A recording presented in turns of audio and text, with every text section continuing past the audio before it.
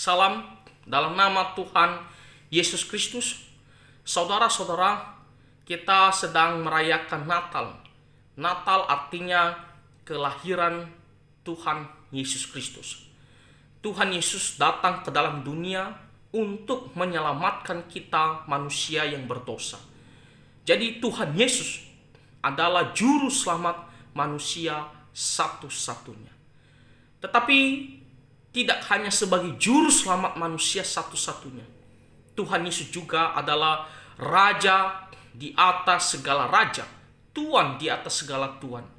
Kita bisa membaca perkataan malaikat Gabriel kepada Maria di kitab Injil Lukas pasal 1 ayat 31 sampai 33. Di sini dikatakan, sesungguhnya engkau akan mengandung dan akan melahirkan seorang anak laki-laki, dan hendaklah engkau menamai dia Yesus.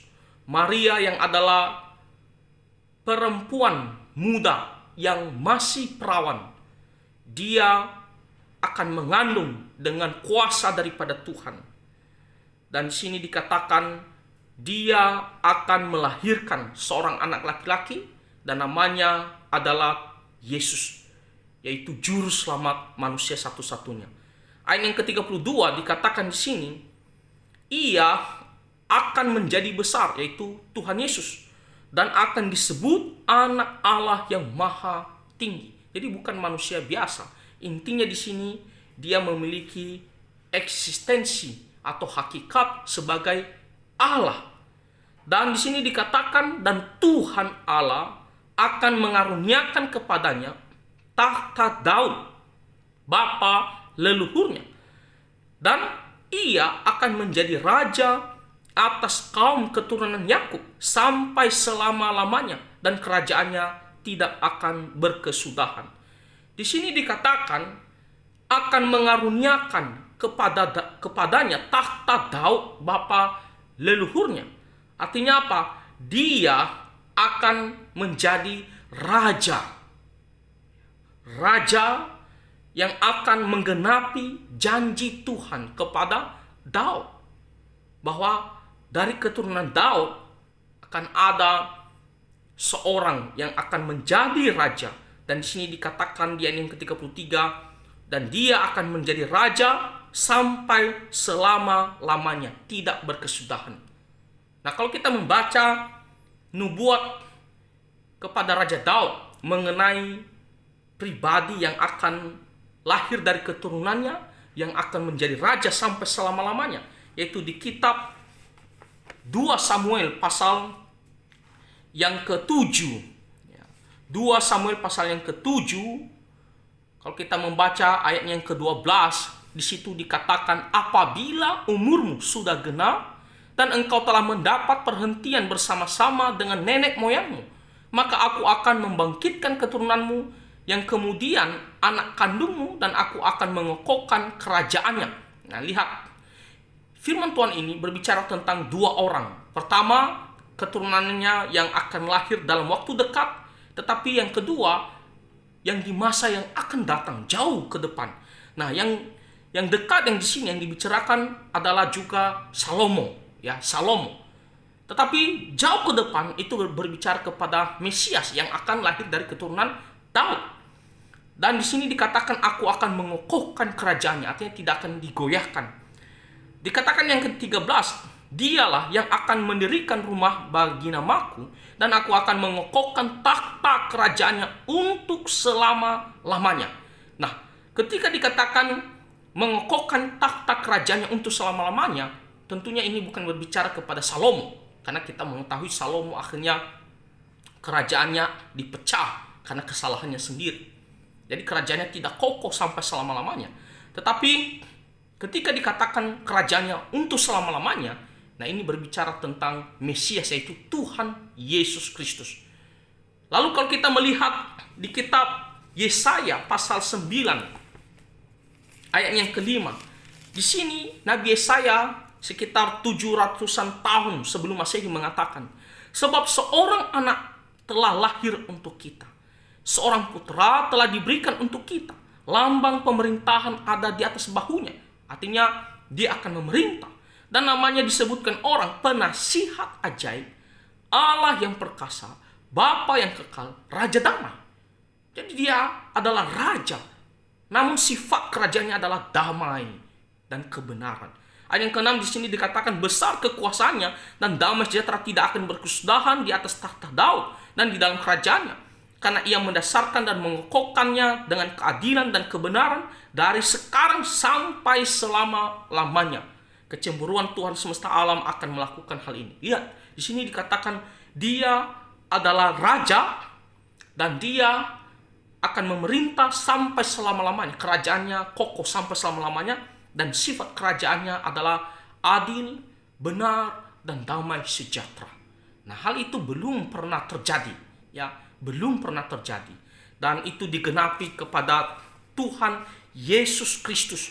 Bagaimana tadi kita sudah membaca malaikat Gabriel mengatakan kepada Maria, ia akan menjadi raja atas kaum keturunan Yakub sampai selama-lamanya dan kerajaannya tidak akan berkesudahan. Nah, lalu kalau kita membaca di kitab Wahyu pasal 19. Wahyu pasal 19 ayatnya yang ke-13 dan ayatnya yang ke-16. Nah, nanti kita melihat bagaimana Rasul Yohanes dia melihat suatu hal yang ajaib, atau kita mengatakan penglihatan apa yang akan terjadi di masa yang akan datang. Dan dalam penglihatan itu, di situ Rasul Yohanes ya mengatakan di Wahyu pasal 19 ya, berdasarkan penglihatan itu, di situ dikatakan, dan ia memakai jubah yang telah dicelup dalam darah dan namanya ialah Firman Allah. Nah, ini tentunya berbicara tentang Tuhan Yesus, karena di Yohanes pasal pertama ayat pertama di situ dikatakan pada mulanya adalah Firman, Firman itu bersama-sama dengan Allah dan Firman itu adalah Allah. Firman itu yaitu Tuhan Yesus Kristus. Jadi jelas konteksnya adalah Tuhan Yesus Kristus. Dan di ayat yang ke-16 di situ dikatakan, dan pada jubahnya dan pahanya tertulis suatu nama, yaitu Raja segala raja dan Tuan di atas segala tuan. Tidak ada yang lebih berkuasa daripada dia. Dia adalah raja di atas segala raja, Tuan di atas segala tuan. Nah, mungkin kita bertanya sekarang, lalu kapan Tuhan Yesus menjadi raja di atas segala raja, benar-benar memerintah atas dunia ini sebagai Tuan di atas segala tuan? Kalau dia menjadi juru selamat dengan mati di atas kayu salib, ya, dan bangkit kembali dan pergi ke surga menyediakan tempat bagi kita, kita sudah melihat. Tetapi sebagai raja yang benar-benar memerintah atas segala sesuatu. Nah, kapan itu terjadi? Nah, tentunya saat ini Tuhan Yesus memerintah sebagai raja di surga. Tetapi saudara-saudara, kalau kita melihat kerajaan Daud sifatnya kan di dalam dunia ini, maka akan ada waktunya di mana Mesias yaitu Tuhan Yesus, dia juga akan memerintah secara langsung di dunia ini.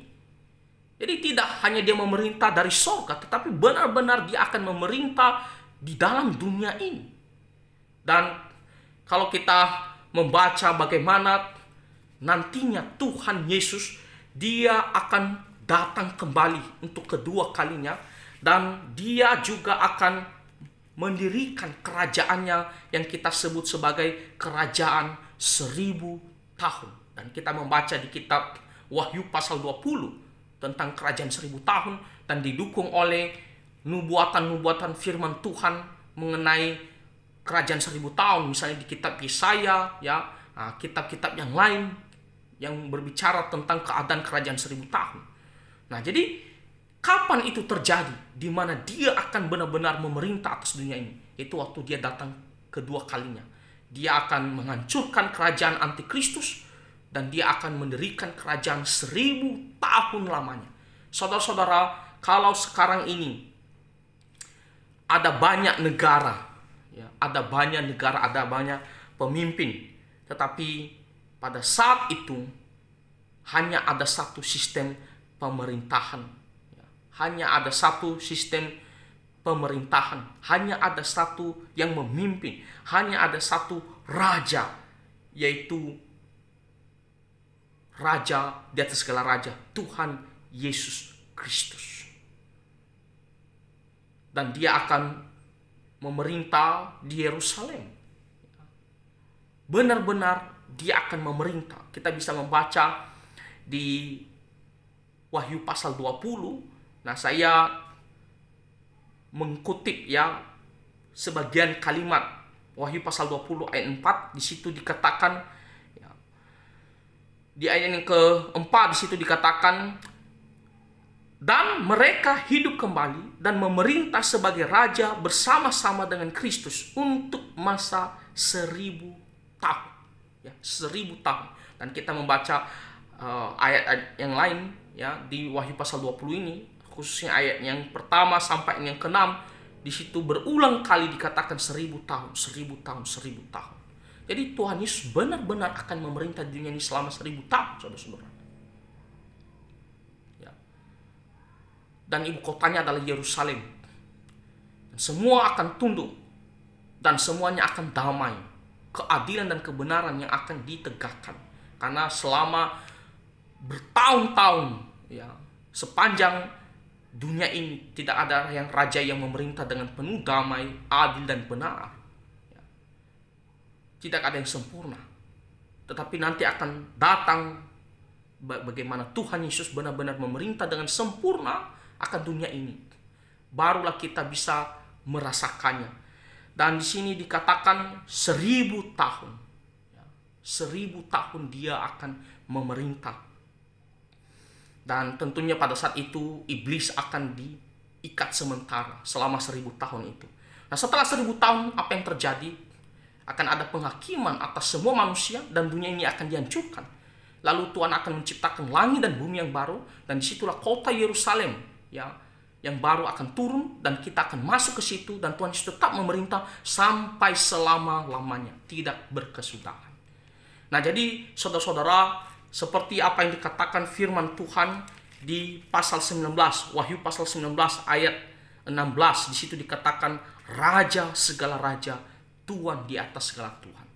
Itulah kenapa orang-orang Majus datang mencari Tuhan Yesus, dan ketika mereka menemukan di kota Bethlehem, mereka sujud menyembah kepada raja di atas segala raja, dan mereka juga mempersembahkan persembahan yang terbaik untuk Tuhan. Nah, jadi saudara-saudara, kiranya kita mengerti bahwa Tuhan Yesus, dia adalah juru selamat manusia. Dia adalah pribadi Allah, dan dia adalah raja di atas segala raja, Tuhan di atas segala Tuhan. Dan sikap kita harus dengan penuh hormat, sujud menyembah kepada Tuhan Yesus Kristus. Dan kita mau hidup patuh kepada Tuhan, menyerahkan seluruh hidup kita untuk kemuliaan nama Tuhan Yesus Kristus. Kiranya firman Tuhan ini bisa menjadi berkat bagi kita. Tuhan memberkati kita semua. Amin.